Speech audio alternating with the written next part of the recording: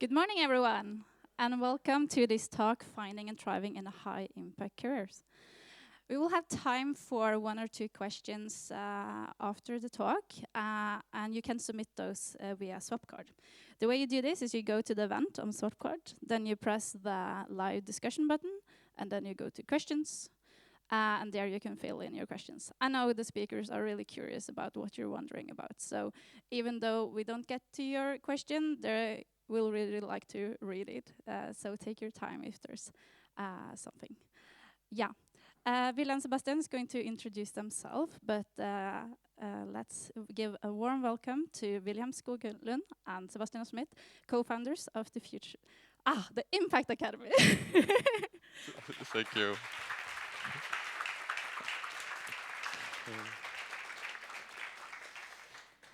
Hey everyone, thank you for being curious about finding and thriving in a high-impact career. I am Sebastian, and besides Impact Academy, I work as a coach for impact-driven individuals.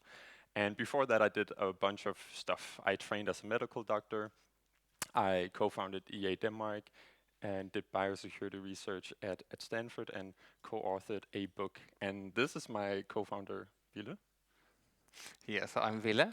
I used to be the executive director of Effective Altruism Sweden and the EAGxNordics regional coordinator for Center for Effective Altruism, and I have a background starting and running nonprofits.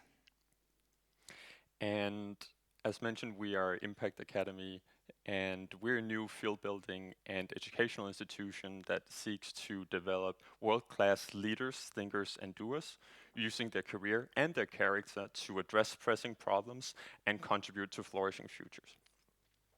And I think many of you are familiar with the claims and frameworks related to doing good via one's career, especially via 80,000 hours. And in this talk, we hope to expand and deepen some of these ideas. And a bit more concretely, we hope to make you excited about your potential to improve the world, and offer these complementary ideas and frameworks for thinking profoundly and strategically about our careers. And we specifically will focus on the importance of exploring our fundamental values and beliefs, as well as trying to become our best selves and flourish on the path to impact. And so this talk will be, Ville, he will tell us a bit about the why and the what related to career strategy, and then we'll dive into the how, where we'll talk about the two new ideas that I mentioned. And so, Ville, why and what? Why and what, indeed. Many good reasons to invest in a high-impact career strategy. The first one being that I think for most people, your career is your best opportunity to do good. So when I talk to people about doing good, it seems like many default thinking about lifestyle choices. It could be becoming vegan, like taking the bike, not the car. It could be like recycling. And don't get me wrong, I think all those things are great, but I don't think that's where your main impact is going to come from. I think your main impact is going to come from your career.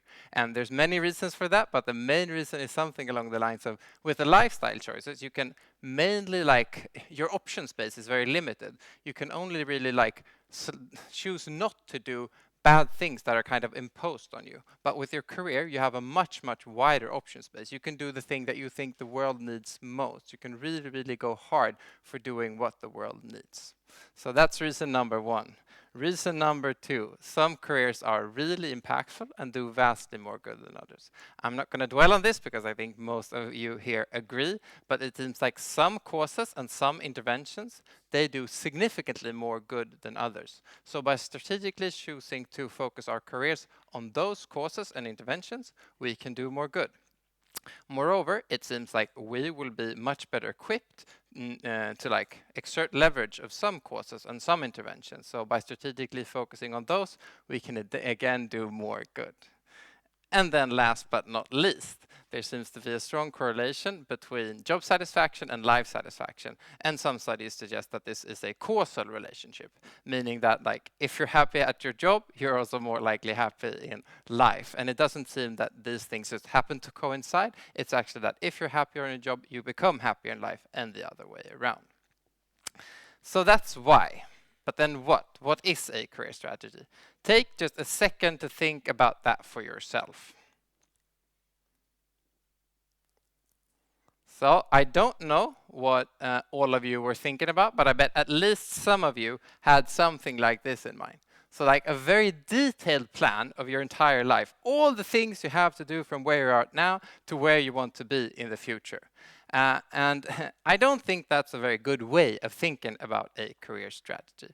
Instead, I think you should think of it as a much more practical and action guiding thing. So kind of a rough idea of what you want to achieve and what you might need to get there. But then more importantly, like plans and actions to make iterative progress on that like end goal. And you could liken this to like a plan for going on a hike. You don't need to plan out every step on the way. That seems like a super duper ineffective way of planning a hike. It seems much better to just like, I kind of want to end up in a place like this, and then focusing on making sure that every step you take is taking you closer to that end goal. And if you're uncertain about like, where is this end goal, then stop and investigate, resolve your uncertainties, and then get going again. So, Sebastian, how we create a plan like that? Well, how will we go about doing that? Well, broadly speaking, we propose 5 steps. And it's not as if this is like, oh, step 1, step 2, step 3, and then boom, then you're done. It will be like an iterative thing. But step 1, think about your fundamental values and beliefs. And then clarify what are some of the most pressing problems that the world is facing right now. And generate ideas for long-term paths and learn how to handle uncertainty like a scientist. And then clarify your strategic focus and your next career steps, and then finally becoming your best selves and flourish on the path to impact, and trying to do that deliberately. And these 5 steps also corresponds to the 5 workshops that we'll be hosting today and tomorrow. And as mentioned, many of these ideas are inspired by 80,000 Hours, but also people like Magnus Vinding and Paul Rode, so kudos to you. And in the remaining part of this talk, we will focus on the fundamental values as well as deliberately becoming our best selves. Fundamental values. Fundamental values. Tell us. So I invite you all to consider a young person, in this instance, a young man. He's going to university, he's studying law. He's investing a lot of time in his studies. He wants to get top grade. And yeah, he's just like up all nights, like on the verge of burnout, but he doesn't have time to burn out, so he pushes through. And after 4 years, he graduates, only to realize that he doesn't want to become a lawyer. This clearly doesn't make any sense. It would have been much better for this person to, instead of investing all those hours into law school, actually take a step back and consider the more fundamental question, do I want to become a lawyer? And now you might say that, oh, this is super contrived, surely no one is this stupid. I claim this is kind of what I did. More importantly, I claim like many people seem to do similar things. So we as human beings, we skip fundamentals that determine the relevance of specifics, and we get bogged down in like executing on ill-conceived plans. We get caught up in doing things that feel important or that feel interesting, but that doesn't maybe really make sense if we take a step back and consider what we really want to achieve. A little bit more concretely for careers, it seems like most people, they invest many hours, maybe even 80,000 hours in their career, not really thinking about what they want to be doing. And also importantly for us here today, many people in the effective altruism community who do think about their career plans, I think that they skip this like first step of thinking about their fundamental beliefs and values, and instead go straight to like thinking about what path to pursue or maybe what course to pursue. But I think that is mistaken, because like the courses will follow from your fundamental beliefs and values, and that will in turn inform what paths to pursue. So to make this a little bit more concrete, what do we mean by fundamental values and beliefs? I think we can fruitfully think of it in 3 main buckets. So the first is kind of, what we think matters. And this might be something very foundational. Is it the consequences of our actions that matter? Or is it like fulfilling duties or cultivating virtues or something else? It could also be something more applied. So how do we value the lives of those living today versus potential beings in the future? So that's number one. Number two, what we want in life. So for someone thinking about the career, it seems to make sense to think about how much do you actually want to invest in your career. Maybe you have other things that you want to achieve in life for impact reasons or other reasons. And then last but not least, the most messy category, but anyways, an important category. Beliefs like about the fundamental state of the world that has broad implications for what you ought to do. For those of you familiar with the terms, you might consider this like the crucial considerations of your career. And this could be something like, can we meaningfully predict the consequences of our actions? Or what beings are sentient? So what are the benefits of doing this before doing the career planning, or like the rest of the career planning, I guess? Well, there are many benefits, but I think the most important thing is just like changed and improved cause prio, and in turn, so cause prio, like deciding on what problems in the world that seems most pressing and most important to be working on for you, which in turn makes sense to think about before you think about your particular career path. And I have alluded to it throughout the talk, but it doesn't really make sense to think about these questions before considering our fundamental beliefs and values. And so, for example, if I haven't made up my mind about, I don't know if we can see this, but like if I think how I should value the lives of those living today versus lives of those living tomorrow. How should I like meaningfully compare working with global health, that's mainly serving current generations, versus maybe preventing future pandemics, which is mainly serving future generations. And if I haven't thought about how much I want to invest in my career, let's say, how am I gonna, like, it seems much, much harder for me to decide to what extent it makes sense for me to try and start a very ambitious company that's gonna necessitate me investing many, many hours in my career. Yeah, I could go on, but I think you get the point. Like, it makes sense to think about this first. Cool, so that's number one. Number two, increased motivation and flourishing. So I think that if we know why we are doing the things that we are doing, and if we're living aligned with our deeper fundamental values, beliefs, then we will be both better equipped to like keep going when the going gets tough and become excellent at the thing that we are doing. So instead of what we might naively assume, that thinking and considering fundamental beliefs and values is a mere distraction, keeping us from what is doing useful things, I think it's like the thing that actually determines what is useful in the first place, and it will allow us to make those useful things in a more effective manner. So with that, Sebastian, back to you. Thank you. And with the fundamental values in our hand, I would now like to go ahead and cast a vote on deliberately trying to become our best selves and flourish on the path to impact. And I want to start by making a claim. I claim that currently many of us are pursuing careers in a way that is naive and unwise, and that we risk the following: maximizing for the wrong thing. And this is an extreme example, and I don't think it's literally representative of any one of us in this room, but FTX was a clear example of someone trying to maximize one thing and then disregarding things like integrity.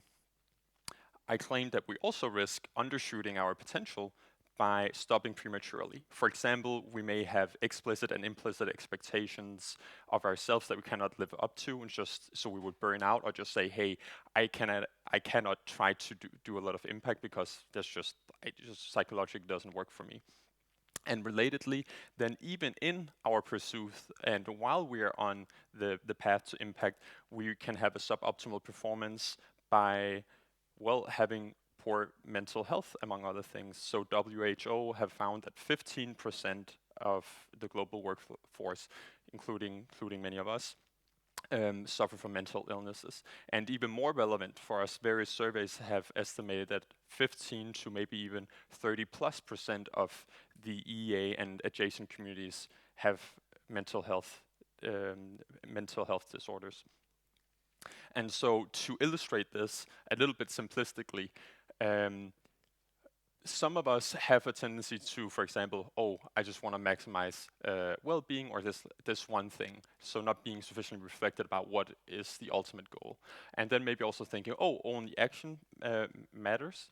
And also, I have to maximize my career plus every single second of every single day. Otherwise, I'm a bad human or something along those lines. And that's pretty stressful and suboptimal for various reasons. And one of those reasons would be that we would then neglect or perhaps even let's say enhance mental illnesses and also forget about deeper and more ancient things such as character and virtue. So I would like for us to take a step from here more towards this, where we have a more expansive sense of what the good is. That would include well-being for sure, but it would also include other things, and maybe we have more clarity after having reflected on our fundamental values.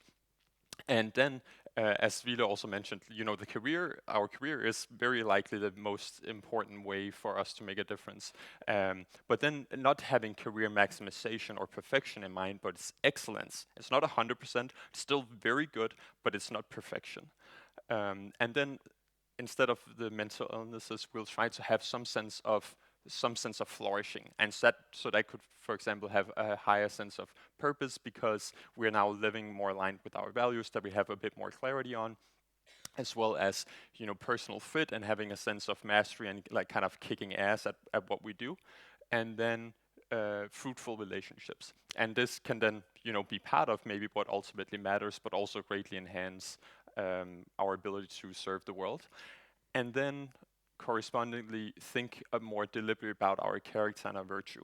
Do I want to become more wise? Do I want to become more courageous? Do I want to have more agency? Who do I want to become? And I want to ask, does this resonate? Some component of it? Okay, for some at least. And then if it resonates, then, okay, what can we do about it? And I would love to give a comprehensive strategy for all of you who say, okay, tell me, like, how can I do more of this? But individual differences matter. And so I won't be able to say, let's say, good and wise things that will apply to everyone. So I will give some examples, right? And so if we start with mental illnesses, there's recently this meta-analysis that came out as a preprint that showed a wide range of interventions that actually seem to work on depression. And the tentatively, the thing that seemed to be the most effective was something like dancing.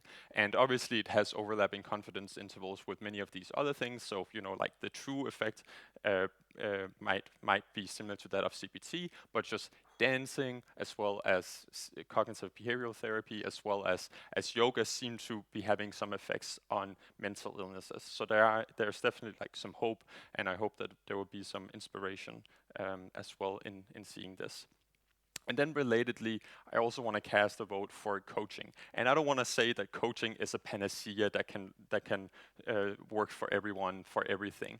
But I want to say that we have meta-analytical evidence of its promise. So we have a meta-analysis that showed that coaching increased performance, well-being, and self-regulation to a moderate to high extent.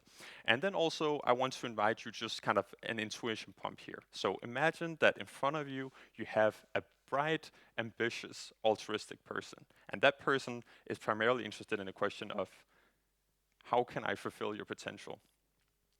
What are some of the things that will come out of that? Maybe it would be that you actually, hey, this courage thing seems important for me in my life. Maybe I want to think a bit more, what does courage mean and how can I embody more of it?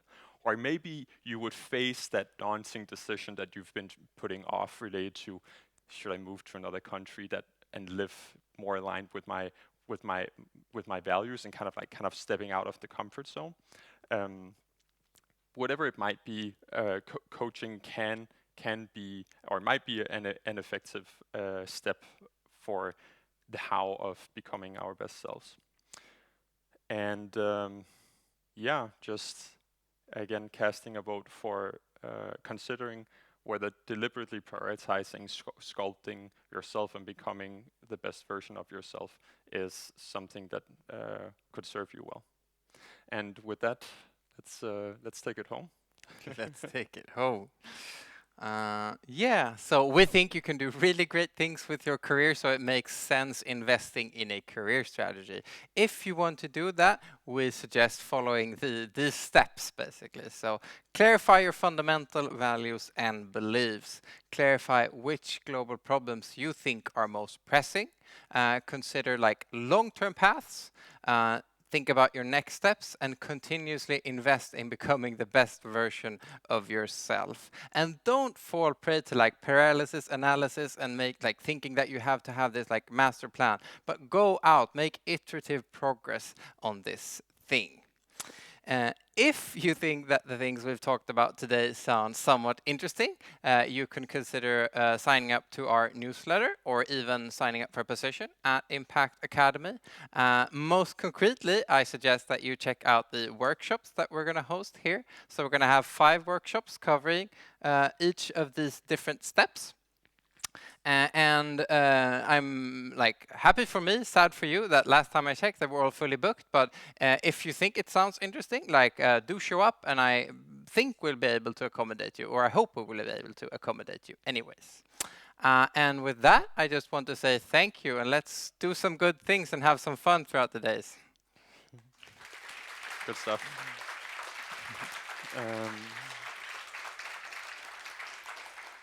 Thank you so much. We have quite a few questions for you, actually.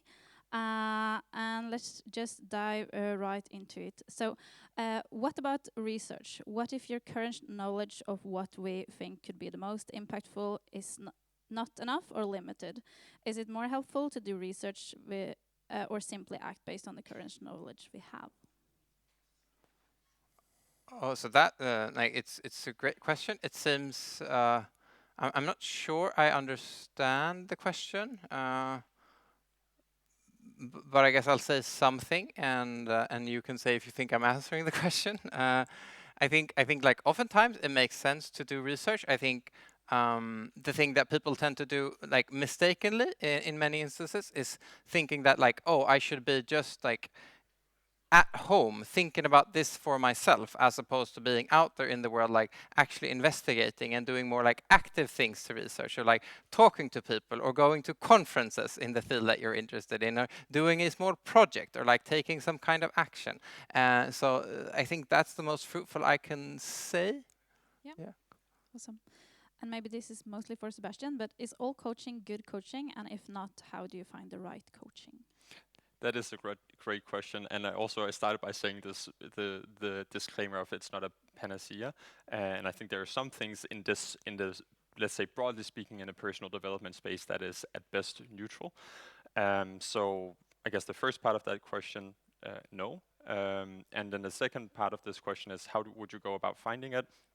Well, so I would say come to the workshop tomorrow. I think I forget the exact name of the site, but I think it's becoming your best self, and it's from 3 to 4, so that you would get more high quality input on that then and there.